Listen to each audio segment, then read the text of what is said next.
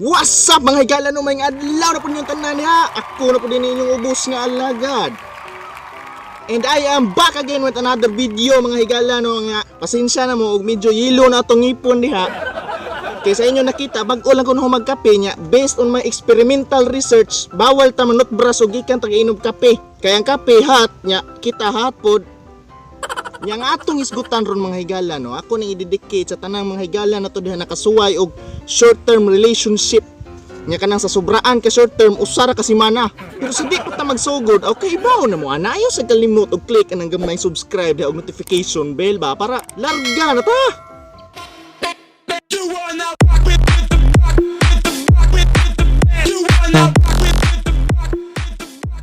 Lunes nang tayo'y magkakilala.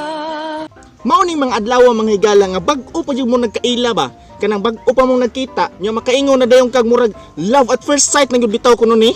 Dili po ni ang mga sinugdanan sa imong paglaom nga may untag siya na hantod sa kahangturan. Grabe pa gyud ka kilig-kilig nga inig istorya magkanga-kanga pa. Kanang di gyud mo musugot og mahuman ang adlaw nga di mo makapangayo sa ilang number ug sa iyang Facebook account. Unya inig bag-o paging talikod chatan dayon. Grabe ka excited kay love at first sight lagi. Martes nang tayo'y muling nagkita. Kanining adlaw mga higala nga excited kayo kamubangon sa pagkabuntag ba kay ba man ka nga magkita mo utro nga ining magkita na mo ingon dayog still feels like the first time we saw each other. Kanang tamis kayo sa mga pahiyom ba nga kanang mura na kag amigason sa katamis. Unya kaning mga adlaw daghan kayo mga unspoken feelings. Kanang i-enjoy ninyo ang every second sa inyong pagkauban or pagkakita kay tagsara lagi. Kana ni nga mahuman na lang ng adlaw magsige lang gyapon mo ngisi moras nayabag. Unya maghinuwatay pag yung kisay unang mo istorya. Miyerkules nagtapat ka ng iyong pag-ibig.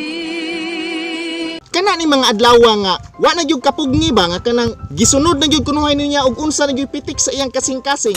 Unya manggawas na dayon ni mga panultihon nga kay baw ka kadali pa ta nakaila pero I think I like you.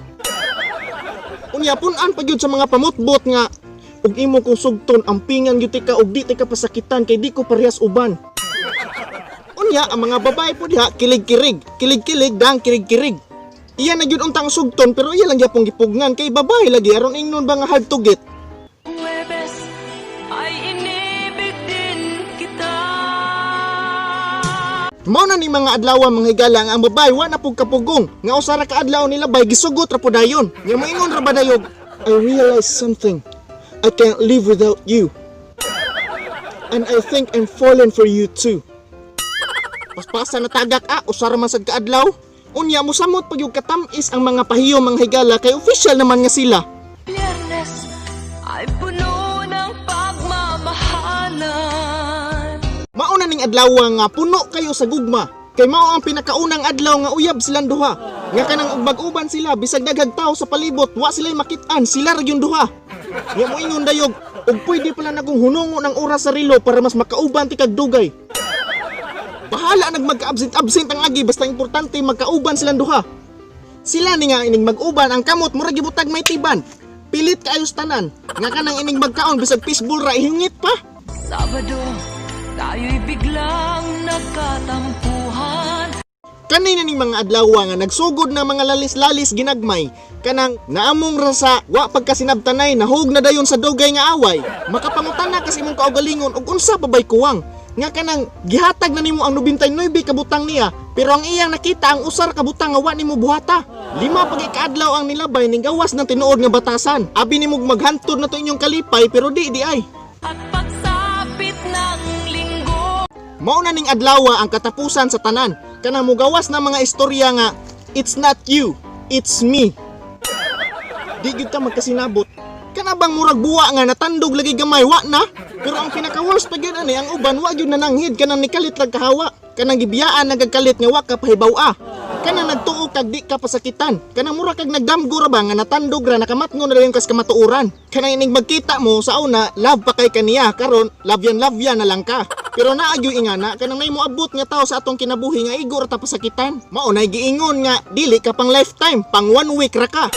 Pero di kita makapugo sa tao og mo stay ba sila sa atong kinabuhi or dili. Pero ikalipay gani niya og wala ka, pasagdi na lang. Mao nay nagpamatuod nga love kayo nimo siya.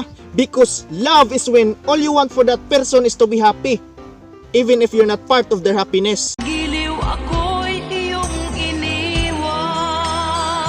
Ana man gyud ang gugma, sakripisyo man gyud na, unsaon man tani nga giabot ra mo sa panahon pero wa mo gitadhana. Pero mapasalamaton gihapon ka nga at least sa usa ka semana nakaibaw kag unsang mahigugma. Bisag ang ending kasakit ra. Mauna nga di na lang ta mo sud og relasyon o gamay man lang ganing di na pagkasinabtanay mo give up na ta. Di man in taon ni duaan nga ug mapulan na tato ng ilisdan. And speaking of 1 week love, shout out dahil sa akong manghod nga si Princess Cabural. Okay ra na manghod. Ug shout out po sa tong higala nga si Lins Laguna nga OFW from Egypt.